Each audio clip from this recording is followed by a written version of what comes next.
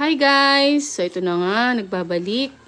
Pangarap ko na talagang maging plain housewife. O ngayon, paksiw na bangus ang ating iluluto. O hinahanay ko muna ang mga gulay sa ilalim para maluto. O kasabay ng isda. O yan ay opinion ko lang.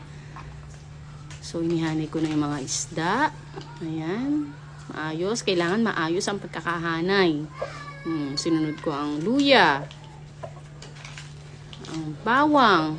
Kailangan tikdikin ang bawang. Maraming bawang, maraming luya. Okay, nilagyan ko ng tubig.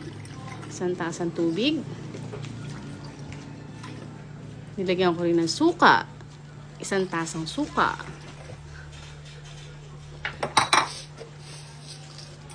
Nilagyan ko na rin ng asin. Meron na rin yung paminta. Saka ko binuksan ang apoy.